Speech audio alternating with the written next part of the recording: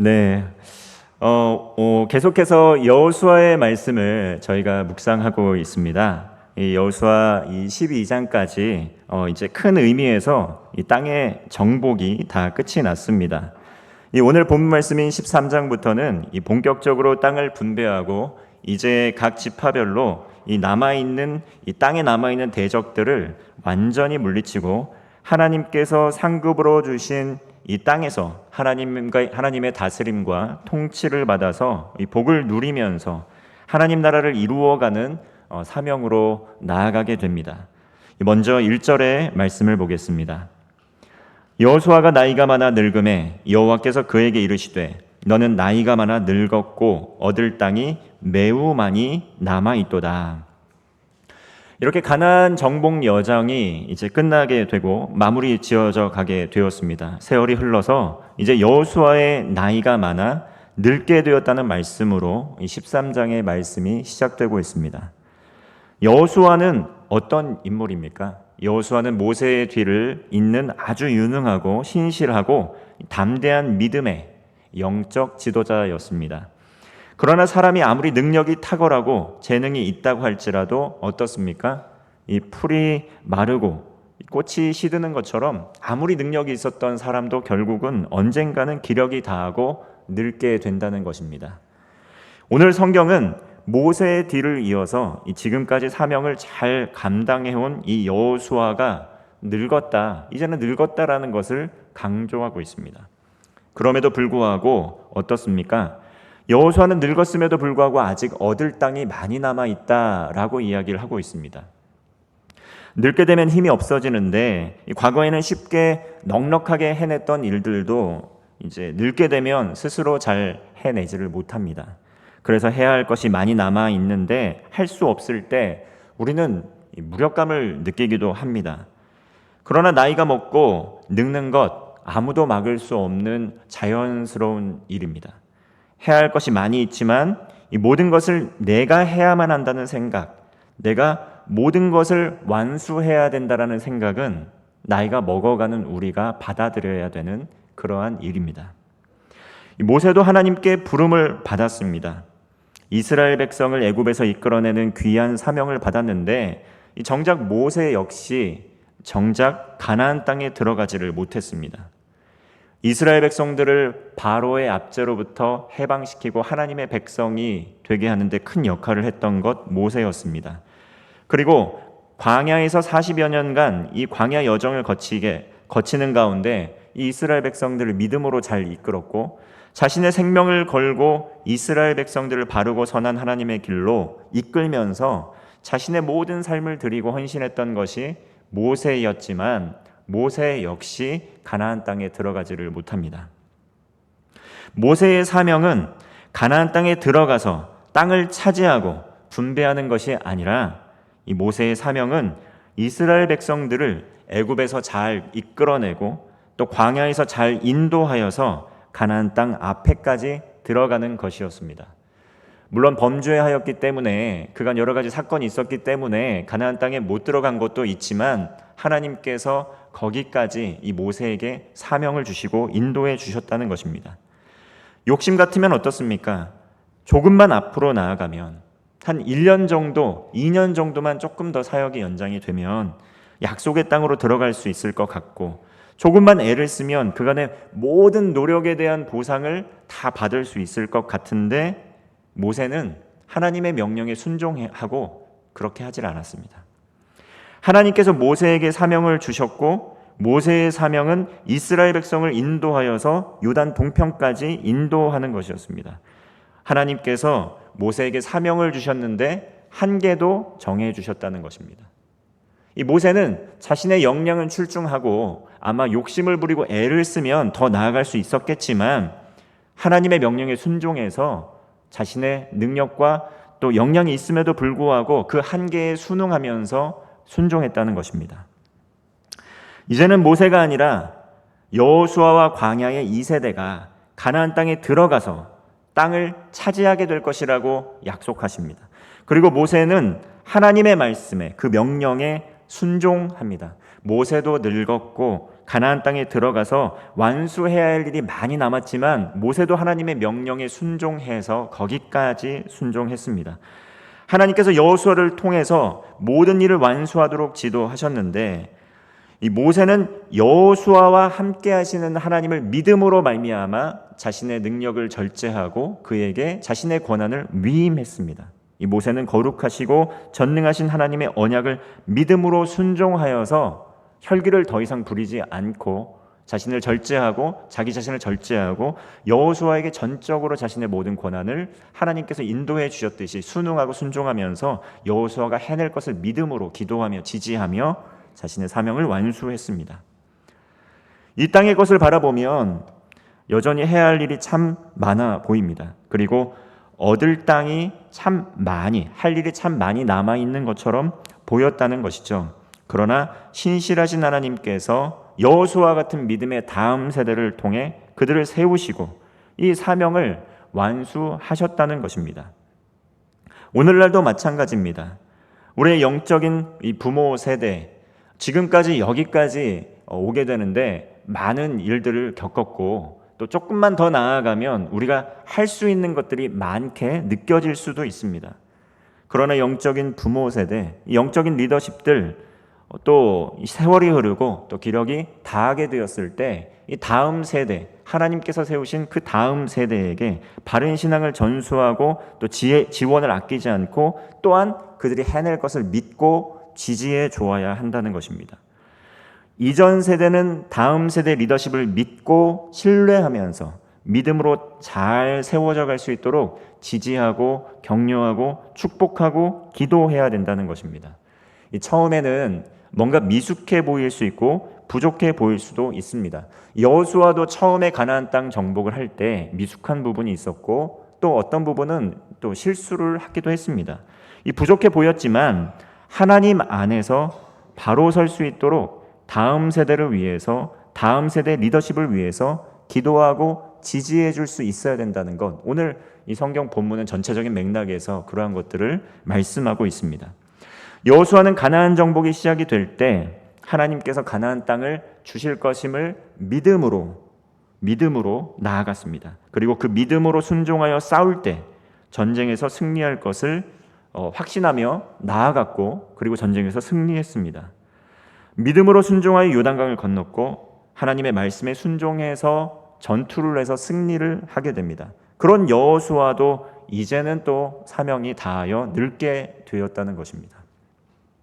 정확하게 얼마나 늙었는지 나이를 정확하게 알 수는 없지만 모세와 같이 여호수아도 모세와 같은 정말 그 능력과 또 권세를 가졌던 여호수아도 이제는 사명을 다하고 늙게 되었고 그 다음에 믿음의 다음 세대에게 영적 리더십을 또 이양해야 될 때가 가까이 다가오고 있다는 것입니다. 그리고 그 혼자 모든 사명을 완수하는 것이 아니라 이 믿음의 다음 세대들이 그 사명을 이어받아서 완수해야 된다는 것을 오늘 본문이 말하고 있는 것입니다. 여호수아를 통해서 이미 큰 의미에서 전쟁의 승패는 판가름이 났습니다. 가나안 전쟁을 치루었고 그 전쟁에 대한 승패가 크게는 판가름이 났다는 것이죠. 여호수아는 가나안 땅에 들어가서 이 남부 연합군을 무찔렀고 북부 연합군을 무찔렀습니다. 그 모든 땅을 다 차지했는데 그러나 그렇다고 해서 완전히 남아있는 잔존 세력을 다 처치한 것은 아니었습니다. 이 전쟁도 보면 전면전이라는 것이 있고 국지전이라는 것이 있습니다. 한국 전쟁 때에도 우리가 휴전이 되었을 때 전면전은 잠시 어느 정도 정리가 돼서 끝났지만 이 휴전선 또 이남에서 빨치산이 산에 들어가서 끝까지 항쟁을 했던 그런 역사적인 사건들이 있습니다. 이 전쟁은 휴전이 됐고 다 이제 정리가 된 것 같은데 아직도 잔존 세력들이 거기서 투쟁을 했다는 것이죠. 이 전쟁의 큰 흐름을 바꿀 수 없는 투쟁이었지만 그 과정에서도 생명이 목숨을 잃었고 피 흘림의 과정이 있었다는 것입니다. 지금 이스라엘이 처해 있는 상황도 마찬가지입니다. 이스라엘은 이 남부와 북부 전부 다 연합군을 모조리 무찔렀지만 아직 잔존 세력이 있는 상황이라는 것입니다. 이제 이스라엘 백성들은 이 잔존 세력을 처치하기 위해서 해야 될 것이 무엇이냐면 먼저 일단은 차지한 땅을 9개 반 지파가 전부 다 나누는 것입니다. 분배하는 것입니다. 이제 9개 반 지파가 땅을 다 분배를 하고 그리고 거기에 남아 있는 세력들을 완전히 소탕하는 것, 그 사명이 남아 있었습니다. 전쟁에서 싸워 이기는 거 굉장히 중요합니다. 그런데 이 나누는 과정이 굉장히 또 중요합니다. 이 나누는 과정에서 불만이 생기면 이것이 또 다른 다툼의 불씨가 될 수 있다는 것이죠. 이 전쟁이라는 하나의 목표가 있을 때에는 서로가 한 마음이 돼서 싸웠는데, 이제 전쟁을 하고 나서 남은 유익들을 나누게 될 때 그것을 좀 부조리하게 또 나누게 된다면 그것이 또 다툼의 불씨가 된다는 것이죠. 2차 세계대전이 끝나고 나서 이 많은 연합군으로 함께 참전했던 나라들도 정말 전쟁이 끝나고 나서 그 땅을 차지하는 과정에서 또 많은 다툼이 일어나는 것을 역사적으로도 보았는데, 이스라엘도 지금 그러한 상황에 처할 수도 있었습니다. 이 성경에서만 그런 것이 아니라, 역사적으로만 그런 것이 아니라 우리의 이 삶에서도 이러한 일들이 벌어지게 됩니다. 사업을 확장하는 과정에서 한 마음으로 최선을 다하다가도 이 남은 이익을 분배하는 과정에서 갈등이 발생하기도 합니다. 이 동업의 관계에서도 그렇고요. 그리고 많은 재벌가의 소식을 또한 들어보면 유산을 상속하는 과정에서 또 이 부모가 또 생을 마감하고 자녀들이 유산을 상속하는 과정에서 소송이 일어나게 되고 또 원수보다 더 못한 관계가 되는 것이 뉴스에 보도되는 것을 많이 보았습니다. 이스라엘도 마찬가지로 원칙을 가지고 지혜롭게 땅을 잘 분배해야 했습니다. 그런데 그것으로 끝나는 것만 아니라, 땅을 분배받는 것으로 끝나는 것만 아니라 아직도 취해야 할 땅이 많이 남아있다라는 것을 오늘 성경은 말씀하고 있습니다. 잔존 세력들, 완전한 하나님의 나라, 완전한 하나님의 통치가 아직 이루어지지 않았다라는 말씀입니다. 전쟁은 끝났지만 아직 안심해서는 안 되고, 땅을 분배받을지라도 안심하고 안주해서는 안 되고, 그 땅을 완전히 하나님의 나라가 되도록 명령에 끝까지 순종해야 함을 말씀하고 있는 것입니다. 이제는 각 지파별로 9개 반 지파, 12지파가 각 지역으로 터져서 그 지역에 있는 남은 부족들, 남은 족속들을 완전히 멸해야 되는 사명이 각각의 이 지파의 사람들에게 남아 있었습니다. 이 그리스도인의 삶도 이와 같습니다. 이 예수님께서 우리를 위해서 십자가에서 죽으시고 부활하심으로 말미암아 이 영적인 세계에 있는 어둠의 권세자, 이 사탄 마귀와의 전쟁에서 전면전은 끝이 났다는 것입니다. 전쟁은 이미 승리해서 우린 승리를 거머 쥐었습니다. 이 전쟁의 승패를 아무리 사탄 마귀가 애를 써도 이 판가름을 이 전쟁의 승패를 뒤바꿀 수는 없습니다. 그럼에도 불구하고 우리 그리스도인들에게는 아직 남아있는 사명이 있는데, 하늘의 소망이 있고 또 예수 그리스도의 십자가에서 모든 것이 다 이루어졌음에도 불구하고 아직도 주님을 알지 못하는 많은 예비된 이 사람들, 영혼들이 아직도 많이 남아 있다는 것입니다. 아직도 이 공중의 권세 잡은 자들이 하나님을 알지 못하도록 막고 애를 쓰고 있는 그러한 일들을 참 많이 하고 있다는 것입니다. 아직도 우리의 삶에서 하나님을 알지도 못하게 하고, 하나님을 깨닫지도 못하게 하고, 하나님을 마음에 두기 싫어하는 마음을 갖도록 하는 많은 세력들이 남아 있다라는 것입니다. 이러한 것들을 위하여 우리 그리스도인들도 기도하며 말씀 보며 애를 써야 한다는 것입니다.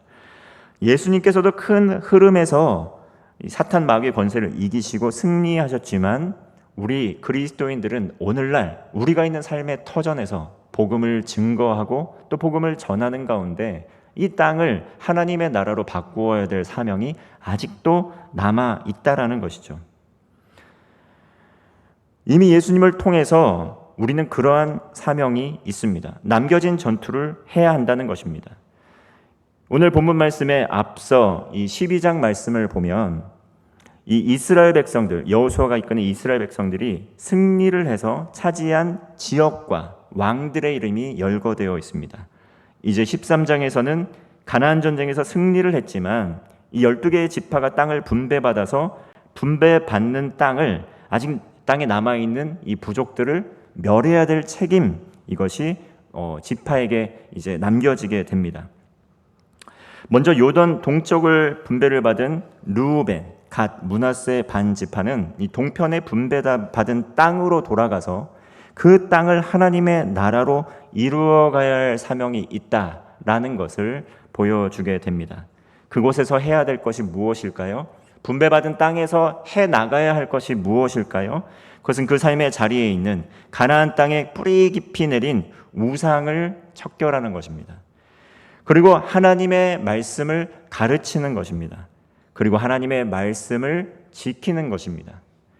하나님의 다스림과 통치가 있는 땅으로, 하나님의 다스림이 있는 하나님의 나라로 가꾸어 가야 될 사명이 각 지파에게 있었다는 것입니다.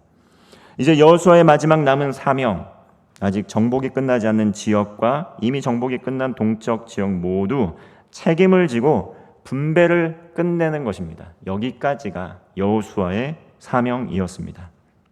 13절 말씀입니다.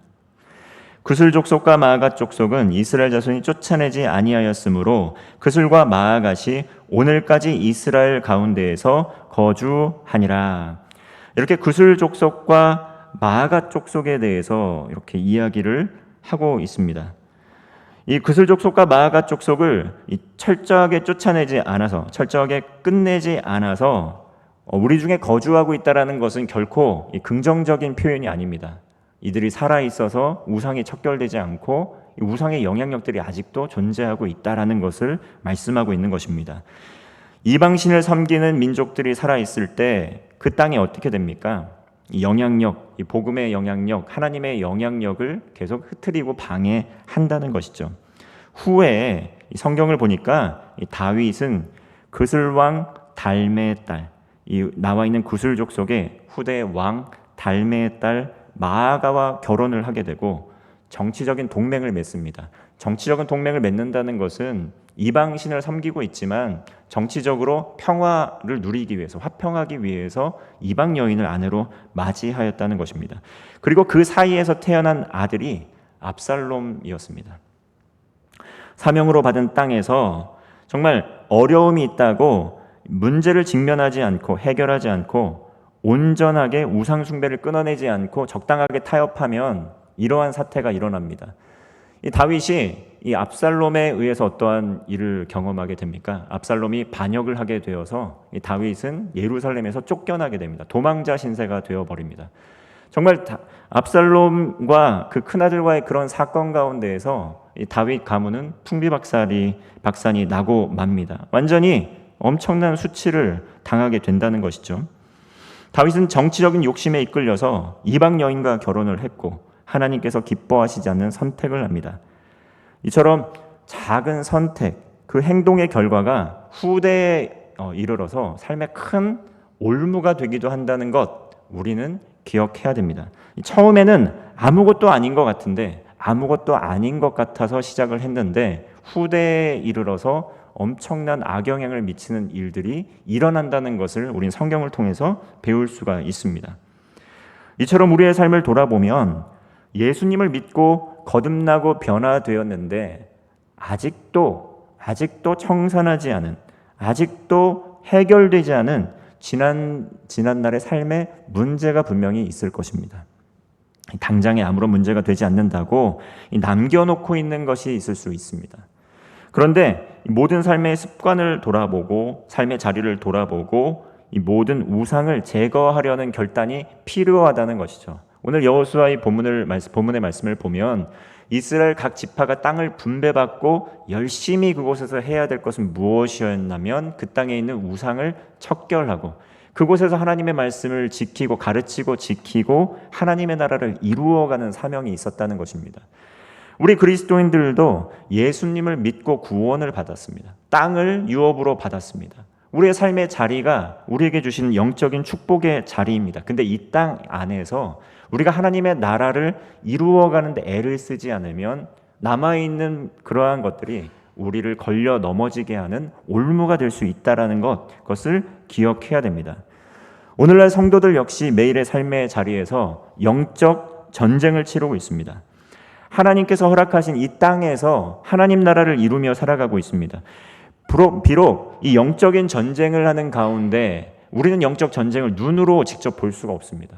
직접 어둠의 영이 어디서 역사하고 있는지, 하나님께서 어디서 섭리하고 계시는지 우리는 눈으로 목도할 수는 없습니다. 그런데 이것을 이해할 수 있는 툴이 되는 것이 무엇이냐면 바로 하나님의 말씀입니다. 이 말씀을 우리에게 읽게 될 때 말씀을 통해서 성령님께서 우리에게 말씀을 해주십니다. 이 말씀이라는 매개를 통해서, 성경의 말씀의 매개로 하여서 성령 하나님께서 우리에게 영적인 분별력을 갖도록 지혜를 날마다 공급해 주신다는 것이죠. 그렇기 때문에 보이지 않는 하나님을 이 말씀을 통해 우리는 눈으로 보는 것처럼 느끼고 동행하며 순종하며 살아갈 수가 있습니다. 매일의 삶에서 영적 전쟁이 일어난다는 것을 우리는 알 수 있다는 것입니다. 영적 전쟁은 여러분의 삶에서 어디까지 진행이 되어 있습니까? 예수님께서 우리에게 이미 승리를 거머쥐게 하셨는데 여러분의 삶의 자리 가운데, 우리의 삶의 자리 가운데에서 절망이 그득하고 실망이 그득하고 좌절이 그득하고 낙심이 그득해 있어서 하나님의 나라를 볼 수 있는 그러한 눈이 사라지고 있다면, 그것은 우리의 삶에서 담당해야 될 작은 전투, 우리의 삶에서 치루어야 될 전투에서 계속 패배하고 있다는 것을 의미하게 됩니다. 하나님 나라의 소망을 품지 못하게 하고 자꾸 사망을 묵상하게 하고 자꾸 절망을 묵상하게 하고 있는 삶의 자리 가운데 있다면 지금 하나님 나라의 영적 전투에서 우리가 지고 있다는 것을 깨달아야 됩니다. 모든 그리스도인들은 하나님 나라의 소망을 가지고 살고 있습니다. 아까 이 특송을 하면서 찬양을 하면서 했던 것처럼 날마다 숨쉬는 순간마다 성령 하나님께서 우리와 동행하고 계시면서 우리에게 지혜를 주고 계시지 않습니까? 날마다 숨쉬는 순간마다 주님께서 우리에게 동행하여 주시면서 힘을 주시고 능력을 주시고 지혜를 주십니다. 이곳에 함께 모여서 예배를 드리는 우리 모두, 정말 이곳에 모여서 말씀을 듣는 우리 모두, 이곳에 모여서 함께 하나님을 찬양하고 기도하는 이러한 우리의 또 이 예배를 하나님께서 기쁘게 받아주시면서 날마다 삶의 전쟁 가운데에서 치루어지는 영적인 전쟁에서 승리하도록 우리를 지켜주신다는 것입니다. 매일의 삶에서 영적 전투에서 승리하기 위해서는 늘 말씀을 보고 늘 깨어 기도하며 성령 안에서 교제하고 복음을 증거하는 증인의 삶을 살아가는 것이죠. 이 영적인 예배자로서 살아가는 것입니다. 이 예배가 단순히 그냥 우리가 그냥 예배를 정말 나와서 하나님의 말씀 듣고 그냥 기도하고 집으로 돌아가는 것이 아니라 하나님 나라의 영적 전쟁에서 승리하기 위해서 날마다 늘 깨어 준비시키는 과정 가운데 예배를 통해 하나님께서 우리를 무장시키시고 예배를 통해 영광을 받으시고 다시 세상으로 파송하고 계신다라는 것, 그러한 영적인 안목을 갖고 있어야 합니다. 오늘 매일 성경에서 사도행전의 말씀에서도 사도들은 그러한 믿음의 본을 보여줍니다. 성령의 인도하심을 따라 말씀에 이끌려서 기도하는 가운데 하나님의 사람들을 만나게 되고 기도하는 가운데 하나님의 복음을 증거하면서 그 사람이 삶이 변화되게 되고 그 사람의 영적인 그러한 세계관이 완전히 변화되어서 하나님의 사람이 되는 것을 보게 됩니다. 우리는 성령 충만할 때 정말 영적인 삶의 예배자로 살아가게 될 때, 날마다 숨쉬는 순간마다 하나님을 찬양하며 예배하는 예배자로 살아가게 될 때 하나님 나라의 일을 잘 감당할 수 있습니다. 예수님께서도 성령으로 충만하셨고 예수님께서도 성령에 이끌려 마귀의 시험을 받으셨습니다. 늘 깨워 기도하는 기도의 본을 보여주셨습니다. 예수님께서는 제자들을 사랑하시되 끝까지 사랑하시는 그 사랑의 본을 보여주셨습니다. 아무런 일이 없고 평안할 때, 정말 평안할 때, 아무런 문제가 없을 때 나태함이 찾아오게 되고 그럴 때 마귀가 틈타게 되고 큰 어려움을 겪게 되는 것을 보게 됩니다. 아름다운 교회가 속해 있는 분당 지역, 그리고 우리나라와 민족, 세계 열방 속에서 아직도 차지할 땅이 많이 남아 있습니다. 우리가 얻을 땅이 아직도 많이 남아 있습니다. 하나님의 뜻을 이루어갈 땅이 정말 많습니다. 복음을 들어야 될 사람이 너무나 많습니다. 아직도 하나님 나라의 소망이 없이 죽음을 묵상하고 절망을 묵상하고 낙심과 좌절과 소망 없는 가운데 살아가는 사람들이 정말 많다는 것이죠. 우리에게 주신 땅에서 우리 문제를 해결하면서 하나님의 나라를 이루어 가야 합니다. 영적인 나태함에서 벗어나서 정말 무시로 기도하는 가운데 하나님께서 보내주실 영혼들을 위하여 기도하면서 그들에게 복음을 전해야 된다는 것입니다. 개인의 삶과 가정과 교회와 학교와 일터, 모든 삶의 현장을 하나님께서 우리에게 기업으로 주셨습니다. 그 삶의 현장에서 원수마귀 사탄과의 영적인 전쟁이 아직도 일어나고 있다는 것입니다. 14절 말씀 한번 읽어보겠습니다. 오직 레위 지파에게는 여호수아가 기업으로 준 것이 없었으니 이는 그에게 말씀하신 것과 같이 이스라엘 하나님 여호와께 드리는 화제물이 그들의 기업이 되었음이니라. 레위 사람들은 하나님의 일에 마음과 뜻과 정성을 다하여 삶을 드리는 사람입니다. 근데 레위가 누구입니까? 베드로전서 2장 9절은 말씀합니다. 그러나 너희는 택하신 족속이요 왕같은 제사장들이요 거룩한 나라요 그의 소유가 된 백성이니 이는 너희를 어두운 데서 불러내어 그의 기이한 빛에 들어가게 하신 이 아름다운 덕을 선포하게 하려 하심이라. 이게 그리스도인의 사명 아니겠습니까? 이 너희라는 것은 그리스도인을 이야기하는 것입니다. 너희는 택하신 족속의 왕같은 제사장이요 거룩한 나라요 하나님의 소유된 백성이니 아름다운 덕을 선포하는 복음의 증인으로서 살아가는 것, 그것이 우리의 삶의 이유이자 목적입니다. 이 세상을 살아가는 가운데 삶의 목적이 무엇인지 알지 못하고 살아가면 너무나 불행하지 않습니까?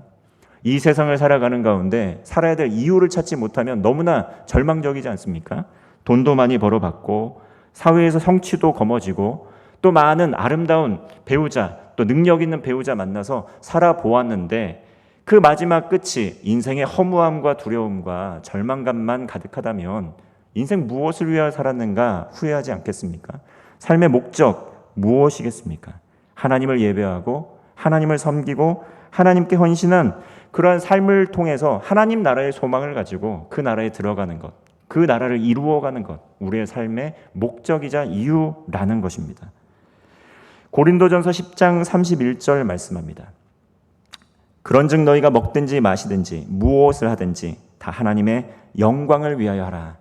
우리의 재능, 우리의 은사, 우리의 물질, 우리의 자녀, 우리의 모든 것들 다 하나님께서 주신 것입니다. 먹든지 마시든지 무엇을 하든지 하나님의 영광을 위하여 살아가게 될 때 우리의 삶에 놀라운 기쁨과 은혜가 충만할 줄로 믿습니다. 우리 그리스도인에게는 하나님 나라의 소망이 있습니다. 하나님께서 우리에게 영원한 생명과 영원한 기쁨을 주셨습니다. 아직도 이 사망의 고통, 이 사망을 묵상하는 삶에서 벗어나지를 못하고 어디에 마음을 두고 살아가지 못한다면 예수님께 마음을 두고 예수님을 믿으시기를 바랍니다. 하나님께서 우리를 소유로 삼아 주셨고 구원자 예수님을 보내주셔서 복음을 우리에게 들려주셨습니다. 이 복음을 듣고 믿는 모든 사람들은 이제는 사망이 아니라 생명으로 옮겨서 영원한 하나님 나라의 기쁨을 가지고 살아갈 수 있는 특권을 누리게 되었다는 것입니다. 돈, 명예, 권력, 성적인 이끌림, 욕심을 위해 사는 삶은 잠깐 지나가는 삶일 뿐입니다. 그 이후에는 분명히 심판이 있다 말씀을 하여 주셨습니다. 하나님께서 주신 삶의 자리에서 예수 그리스도의 복음을 듣고 증거하며 많은 생명을 주님께로 돌아오게 하는 복된 사명을 감당하는 성도가 되시기를 주님의 이름으로 축원합니다. 아멘. 함께 기도하겠습니다.